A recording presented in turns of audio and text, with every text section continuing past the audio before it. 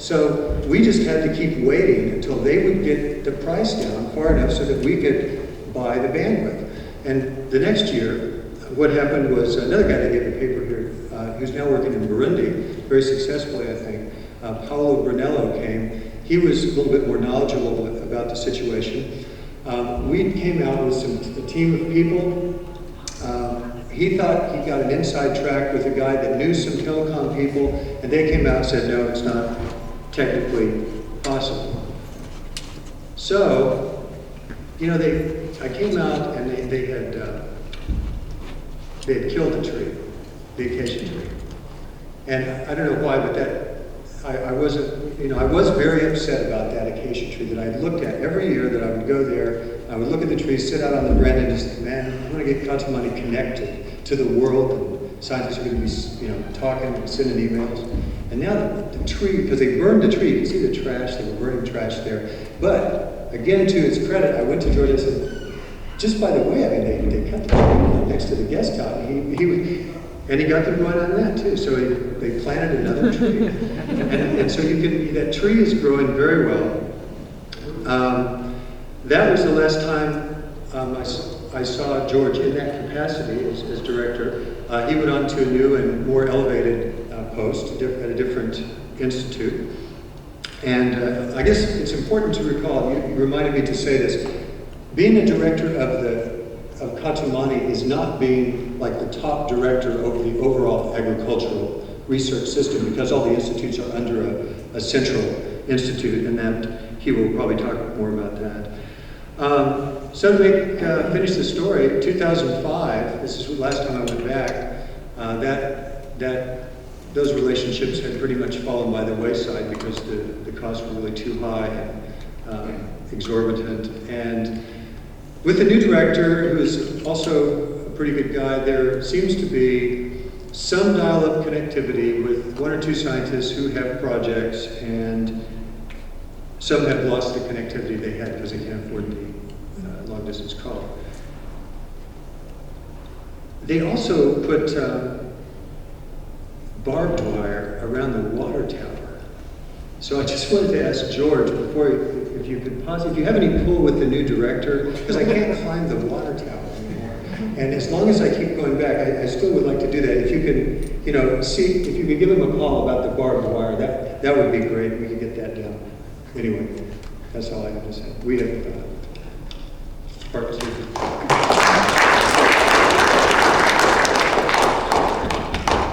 Thank you, Wes. Any questions to him? No. So let us continue with Dr. George Okwa. He is presently the Chief Executive Officer of the Kenya Sugar Research Foundation, and he was the Director of Kenya Agriculture Research Institute, and he will be sharing some of his perspectives on the low usage of internet services in least developed countries, with insight from his work as a research manager. Welcome to Dr. George.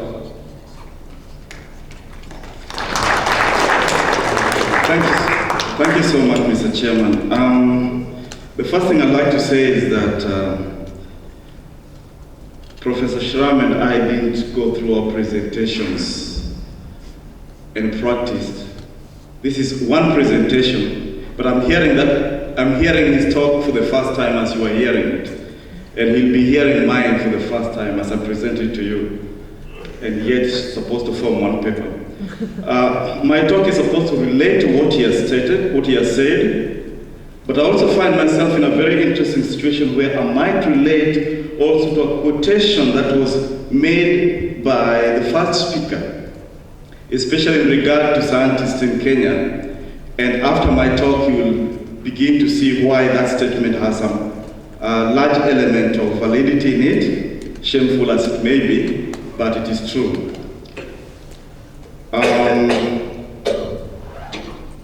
The situation that I'm going to highlight here is fairly common to much of sub-Saharan Africa. And I do this as I approach this from the perspective of a mid-level research manager at that time. and with specific reference to agricultural research. It's important that I mention that because in some industry, the situation might be a little different, but I approach this from agricultural research perspective. Now, during the, let me get this first, I think it should be somewhere here.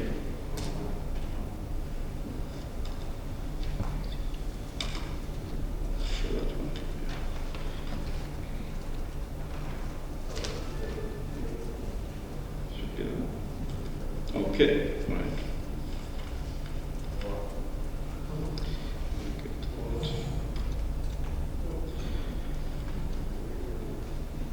Okay, during our first day, when we had the opening session, plenary session, my colleague from Kenya, Dr. Paul Mbatia, left us with a cute little statement that I'd like to really use as a vehicle in my presentation. He likened ICT as a big large bus that is moving along a highway with everybody seeming to get on board. Everybody except sub-Saharan Africa, where the majority of the people do not still even know the road to the bus stage. So while everybody is moving in the bus, in much of third world Africa, we are still groping in the dark, in a rough technological terrain, trying to find out where the bus really is. So the question I'd like to ask is, how come we are still so far from the bus? I don't know if that will relate very well to what Wesley has given, but that's the perspective I'd like to really develop. And indeed, I'm not going to provide the answers. I want to ask more questions than answers. Because I think, as I will state towards the end, the answers are complex and the problem is complex. Why are we still so far away from the bus? And that might help explain why the statement you just made about Kenyan scientists may have some validity in it. I want to present 3 hypotheses. There could be more, but within the time I have, maybe give you 3 reasons why I think we are still quite far from the bus. High level of computer literacy. That's one. The majority of our young men and women who leave the universities after their first degrees come out of those institutions still computer literate. Now that is a trend that would be unheard of in the Western world, but that is the reality in much of our developing world, especially in Africa. They are still computer literate, and you can understand why that is so, because if you are running a class of 200 students, and every year has 200 students, you begin to ask yourself what kind of computing facility would a university need to really get all of those students to be computer literate by the time they leave. So the majority of our bachelor's graduates from our universities come out still illiterate. A large number of our master's students still come out of our universities computer illiterate. Again, for the same reasons, but more so the fact that our universities are just not equipped with this kind of ICT technology to really give every student a chance to develop their skills in this area. How about PhD students, PhD graduates? Are they also still computer literate? It is common to find up to PhD level, somebody coming from the university where his or her thesis was typed and all the graphics done by some commercial shop somewhere. He simply drafted it by hand. He or she simply did it by hand. It is really possible. And to illustrate that, let me give you a situation that occurred in the center where I was, the center that Wesley referred to.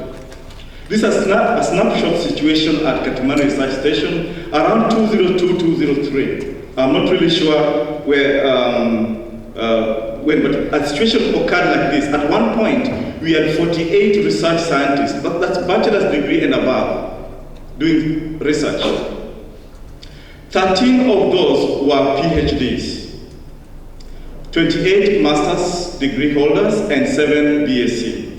Of the 13 PhDs, 4 of them were computer illiterate. In fact, a derogatory joke that was going on about them was that they were referred to as BBC. Now that is not British Broadcasting Corporation. That meant born before computers. 4 of them did not have the 4 years idea what to do with a keyboard if you placed it before them. 6 of them had some general use of pool computers. You go to a computer room, there are several units, and you log on to one and you do your work. If you follow them and ask them what they were using those computers for, they were mostly word processing, either they were doing a document or data analysis, either some spreadsheet or a kind of statistical package. 2 of those 6 had some email addresses from some commercial cyber cafe in town, a Yahoo or something. Now only 3 of those 13 PhDs had PCs in their offices for their exclusive use. 3. 2 of those had dial-up internet linked to some internet service provider in Nairobi, which is 90 kilometers away. I happen to be one of those 2.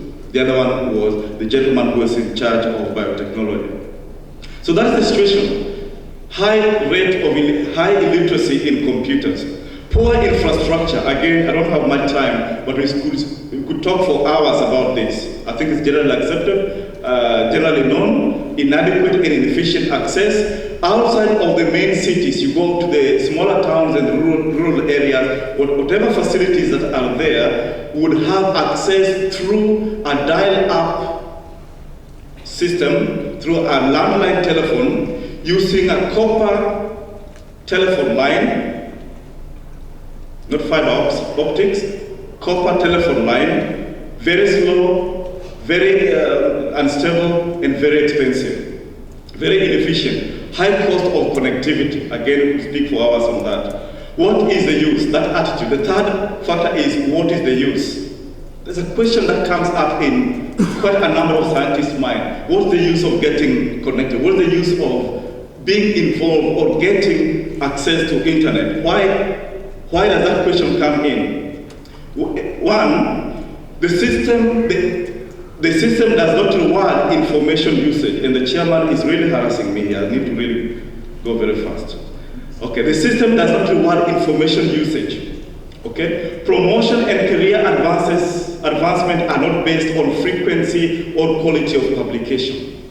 Somebody can go through an entire career as a research scientist without at one point somebody say, hey, how many papers did you publish last year? What are the journals? Were they peer reviewed? Are they journal papers or their conference proceedings? I don't have time to elaborate. Graduate students, and some of you may have been involved in either teaching or examining students at master's level or even PhD level from African universities. It's not uncommon to find a thesis that has predominantly old literature still being cited by the student. And if you get one which is 2 years old, that student has really tried. And the student goes through without reprimand from either the professor or even the examiner. So the question is, I can get by going to the library, dusting off an old journal 10 years ago, citing it, and I still go ahead. The system does not reward technology usage. Technology transfer versus technology development. I have to be careful here because I could get into trouble with this one. But very quickly, increased pressure. Governments are under pressure and donors are under pressure to produce results and show impact for the money they spend in research. And because of that pressure, there's an emphasis in technology transfer rather than technology development. Along the line, over the last 5 years, some idea has come and some statements have come that Africa does not need to do research. Africa has done so much research. What is needed is to now take that research, package it, and take it out to the farmer. Quick ways of getting responses. And so the emphasis has been, you look at that PhD student straight from the university, maybe training in the Western world, under high-tech laboratories, high-tech methods, coming back home and being turned overnight into a pseudo extension scientist rather than a research scientist.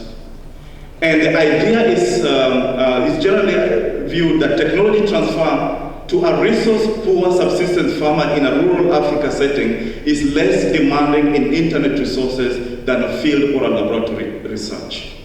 That person is dealing with a farmer to whom a computer is a foreign ideology, and he's only using the technology idea, what has been dusted off the shelves.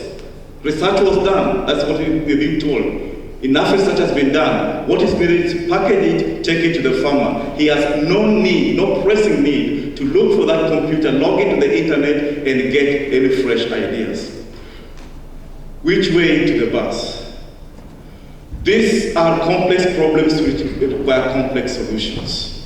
And as I mentioned at the beginning, I'm not going to offer solutions to this, but the provision of a broadband ICT infrastructure is only part of that solution. It is not the main solution. It is an important one, but it should come, there are certain stages which need to come in between, so that by the time we provide this broadband ICT infrastructure,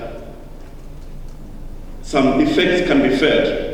There's need to address a host of internal factors which are social, economic, political, and environmental. And the last question I believe is who is responsible for all that? I said I wasn't going to provide the answer, and I think the chairman is ready with a red card. So I'll leave this. I don't know whether Wesley will come now to maybe tie this up, but I left that at that point deliberately because I knew I wasn't going to be the last speaker on this. Thank you.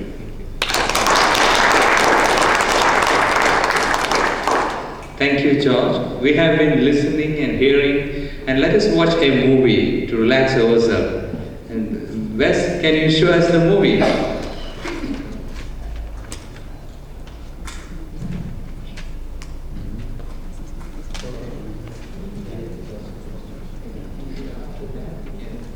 Or do you want to ask questions at this stage or after the movie? Which one do you prefer? How long is the movie? Sorry? After the movie, okay. The other one was 20 minutes. 10 minutes, yeah. You want to ask now? Yeah. Okay.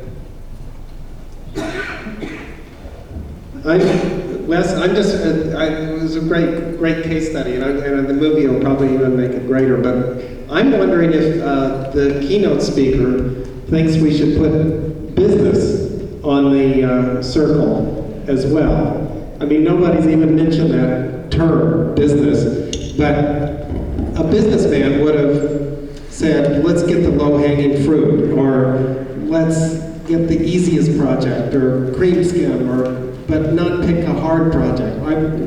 China's whole strategy has been focused on central cities. It's actually not focused on rural areas in terms of getting the first people online and so forth. Anyway, do we need business thinking here as well? Yes, we do. I did a little bit of juggling.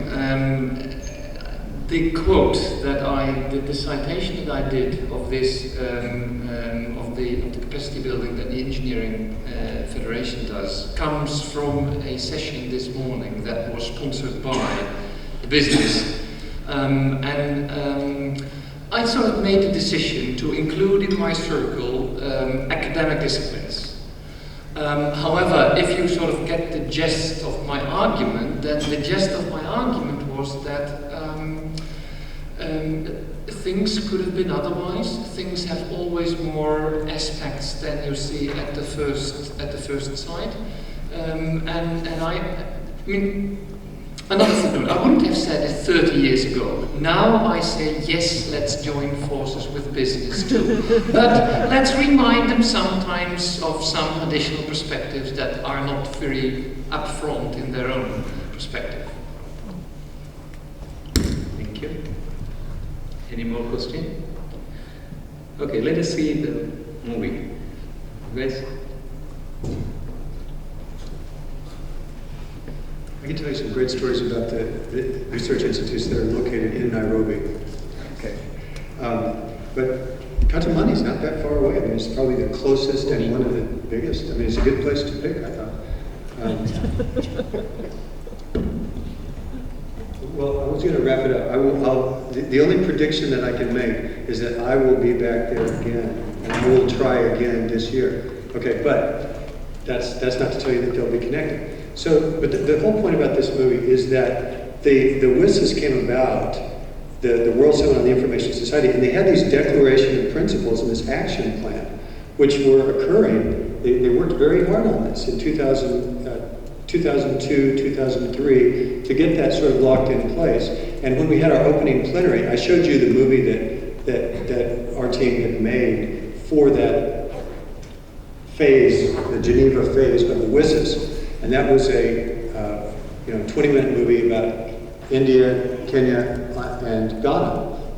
And so we said, okay, the basic original idea was just that you would make a declaration and an action plan, and you would have that in Geneva, and then you would do stuff. You would actually do stuff before Tunisia. Not talk about it more, just do it, because that was the original idea. So I said at the time, okay, well, I'm going to do as much stuff as I can. I was doing it anyway. I wasn't doing it because of WSIS. But I'm going to make another movie and tell people how it went, in the last 2 years when we were trying to do stuff. So that's what it's about. Now, just to clarify, you saw Paul Bhatia, the actor, in the first opening plenary, the actor who looks a lot like Paul Bhatia, talking about things like cabling and so forth. It's a movie, okay? That is to say, it didn't really happen that way. Okay, it's a montage of situations that did happen, but you shouldn't think that it was all about the same stuff.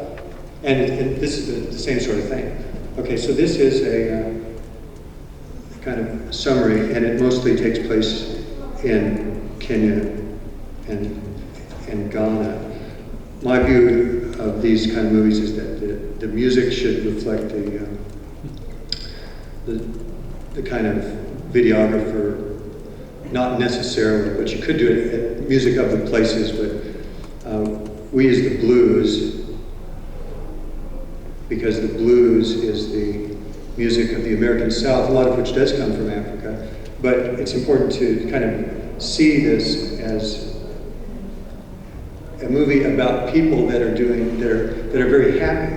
They're doing very well, and they're Africans, they're great people, and they're doing fine, and their lives are good.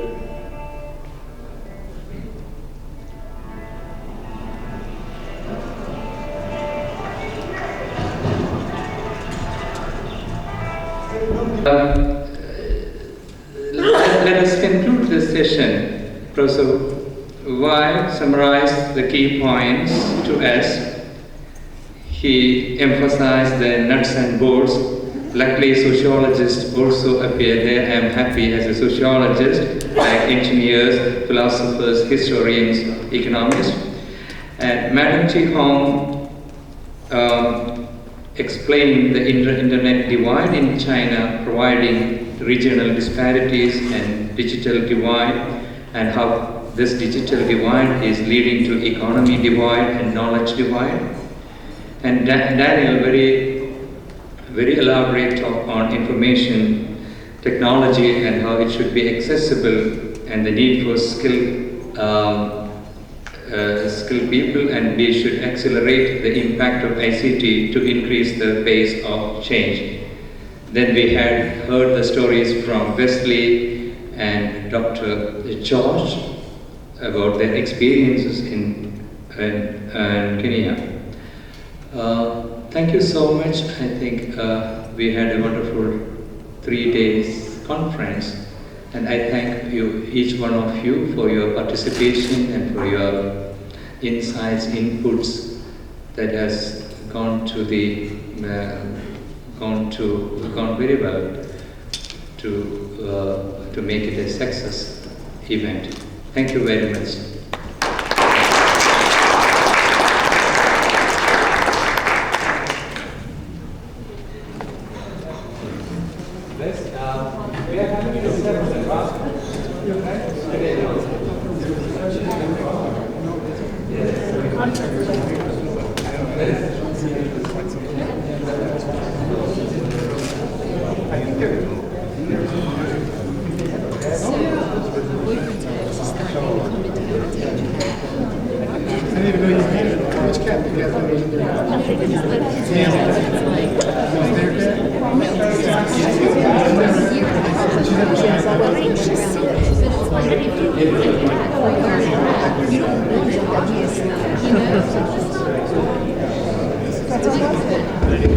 If you have a badge of the WSIS, you have a reception at camp, you can go and attend.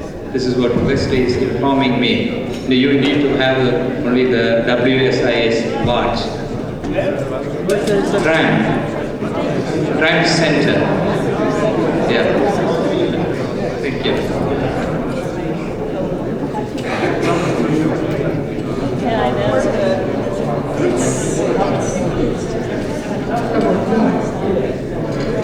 Yeah, it looks like that.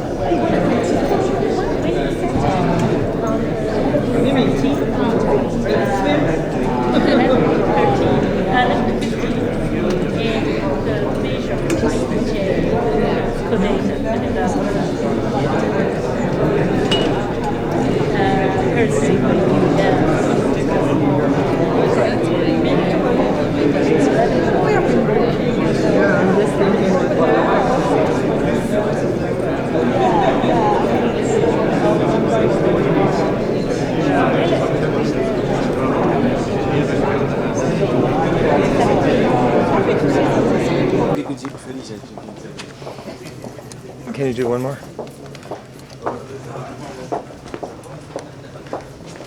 I just want to tell you that I totally accept the non-presentation thing, and people are very quirky about it.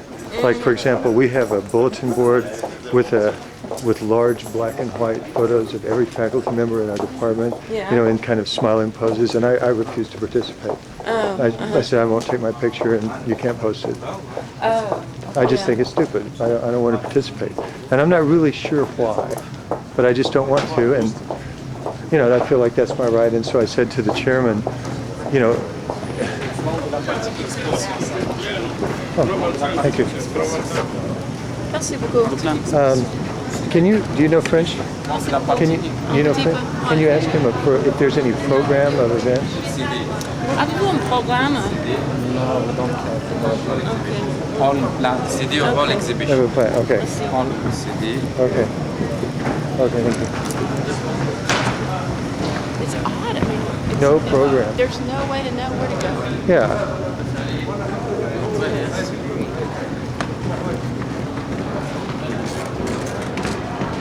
So I think people have a right just to say no, they don't want to do it. And they don't have to give a justification for it. And I asked my chairman, is it okay, you know, I said if you order me to, you know, if you direct me to take my photo for this, I'll do it. But not unless you do that. And he said, no, I don't care. You know, I get filmed all the time and my picture taken, but it's like this specific event. And I know you can't ask everybody for this. It's just like a general, like, guerrilla film everybody you can, but it's that's a different kind of thing. What do you get filmed for mostly? What's that? What do you get filmed for? Well, I'm in talks a lot that get filmed, but they're smaller, and it's like, is it okay, Katie, if we do this? You know? Uh-huh. Oh, look at this place.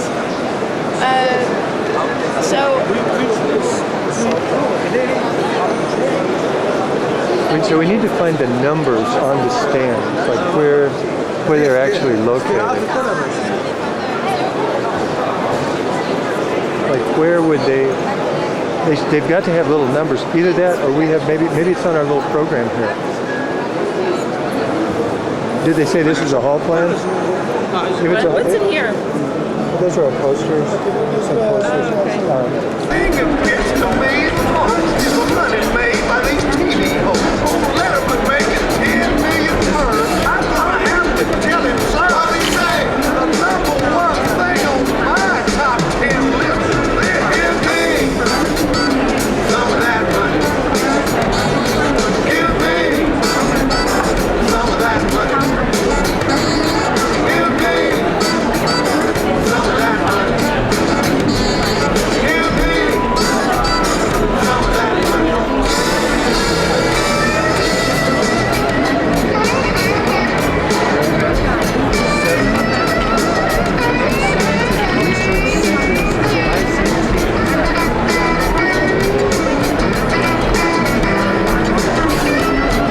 Paragraph 23, east side.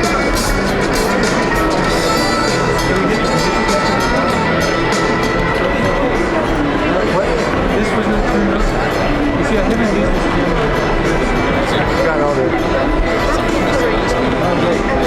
The music is loud. Because we got the blues, so we need the music loud.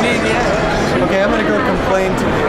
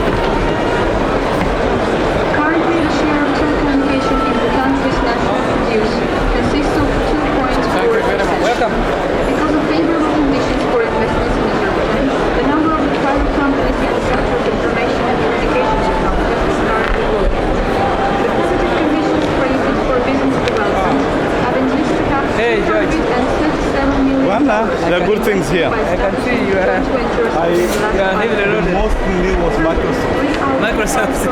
Oh, man. In the end, I believe depending on the number of small bits you do, you get to see a software. You ended up getting a very this is something I was looking for.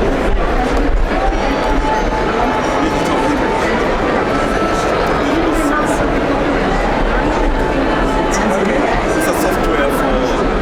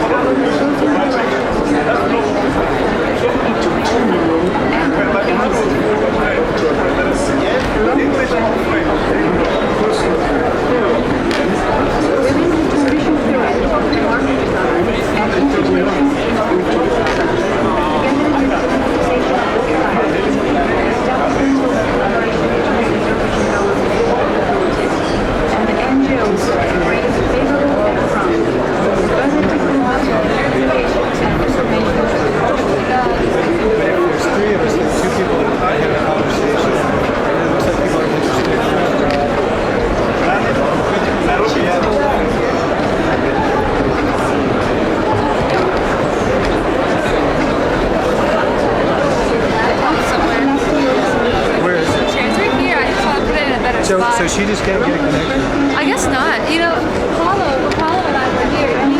He spoke with the internet guy, and the internet guy, he had the internet up and running, and then he tried to get it. Paulo did, and then after that, he just... Okay, so where is the internet? Fine. Now you can fix our internet.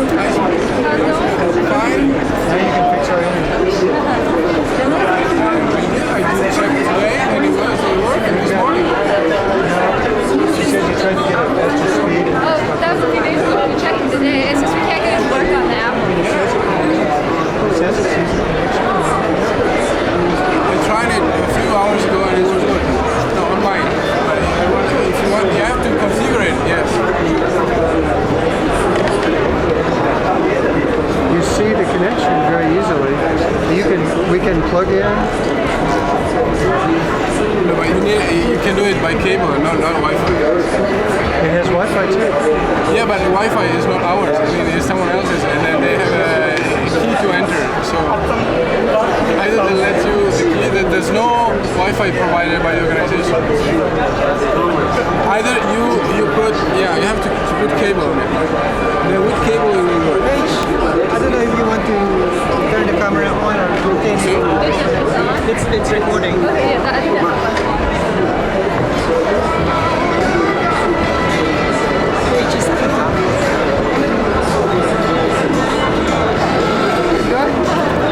This needs an address. Yeah. Come on. It's not using DC.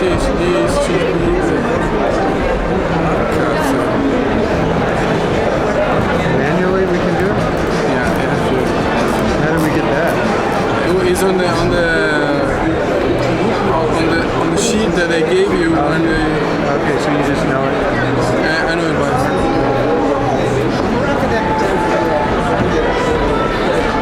It's kind of...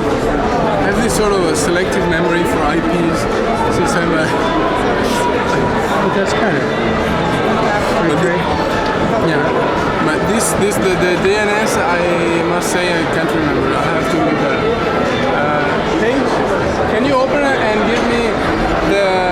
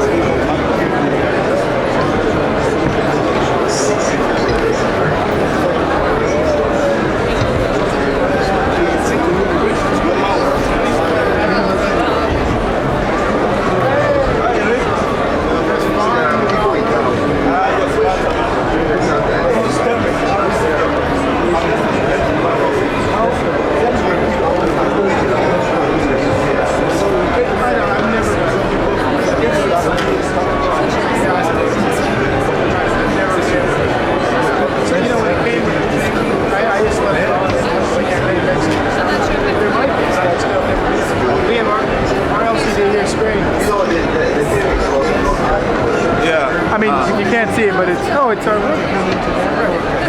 it was.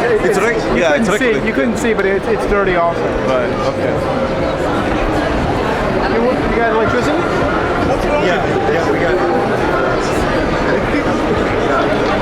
Is he taping?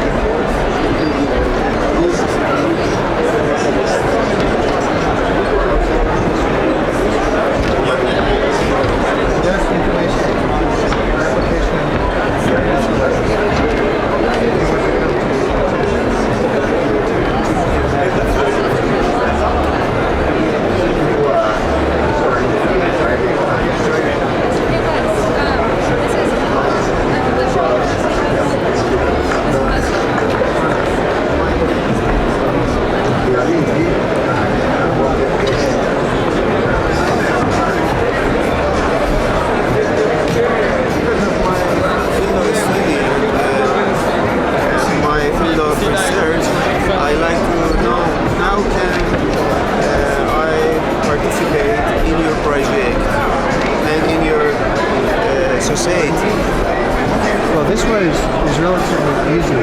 Yeah. This one, in fact, this is a membership procedure. Yeah, it's this one. Is Iran is that considered developing country or no? No. Developed country. Developing country. Developing. Okay, so rates are lower then. rates are lower. So 20 that you can join on the web. The there it is. This is the main contact information. Yeah, that's the main one for joining the society. And we have the annual meetings. We have the annual meetings, and we have the journal that's free, and the monthly electronic newsletter also. Okay, so we have that. Now the project itself, we at present we only have 6 countries, so we don't yet have any Middle Eastern countries. Why you didn't have any session in Iran or any central point in Iran? Why? Yeah. Well, they just added one by one depending on the money that we receive. So each of these countries that you see, each of those countries were added, some back in 1994, because the Dutch government, actually at that time, Dutch government selected these. And then we added some recently, South Africa, because one of our project members moved there. Then we have Chile. This gentleman here he's from Chile, so he brought the project there.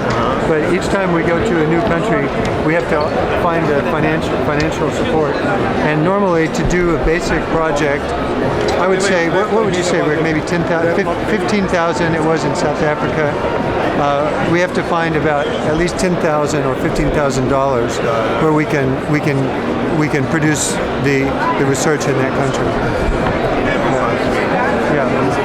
Sometimes it can be less. One time we did one for 3,000. That was India, so it was pretty low. And the most is, I think, I believe the most is 15, isn't it, Rick? 15,000. That was the most. So 10,000 is a reasonable cost. So if we would go to Iran, we need to find the funds. So far, mostly.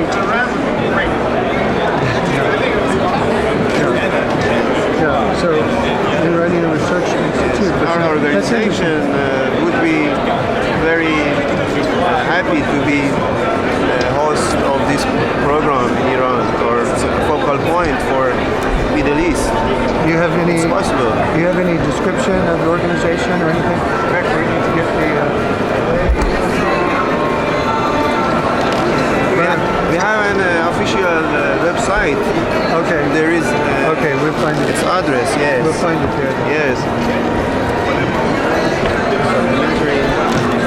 Information is there. Iran Dark.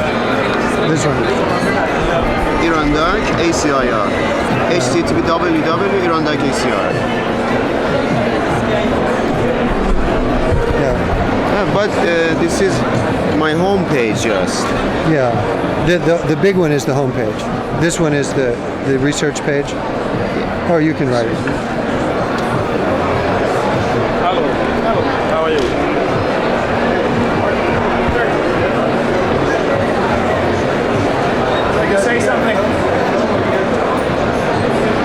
habari yako means how are you in English. Yeah? You Tanzania? You're the Tanzanian? Yeah, sure. Mimi thought we should get matching shirts like the Tanzanian booth. With it like that. Like our post. Yeah, if you send, maybe send me an email. Okay. I have your visit card. Yeah. Okay. And it's just that. It's that one. Yes. Then we would have to see where we could find the funds for that. Where there's an international program where we can get some money, but we need the only problem with that is that we also need money from the other side, because they won't fund project without some mutual commitment. You know how that works. And most of the money that we have now is devoted to these countries, but we could be willing to explore. Don't you think? He's from Iran. He's from the you talked to him? Yeah. We could explore whether we wanted to use. We could, some project funds for that. It would have to be specifically as a pilot, because most of our funds are for these 6 countries. Yeah, but we could look at that as a exploratory stage. You can find some project, because our country is a developing country. We have a strategic plan for increasing our ISI articles and really? Okay. You know? Yeah. And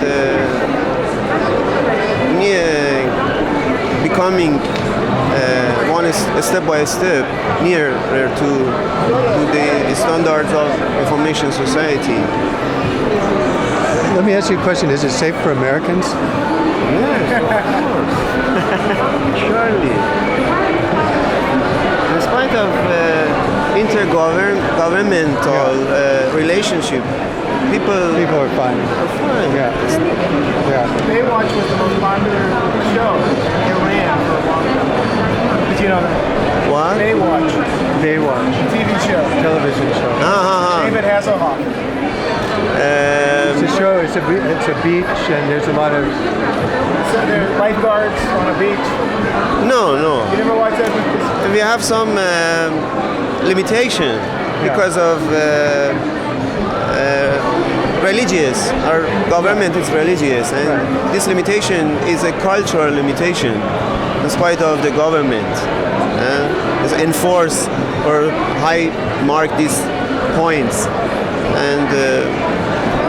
Well, I think what we could do is we need to exchange some information first. But if you look at maybe a couple of our publications and see whether it fits your interest, of course, it's because we have to have some social scientists involved, and some people that understand how to do this kind of research, so that we can have local partners. Read your publication and your goals, and can suggest some common program. So people in your institute? Yes, of course. Okay, well, let's look at it. If you please note, because I've been running this meeting for 3 days now, I'm getting a little loss of memory.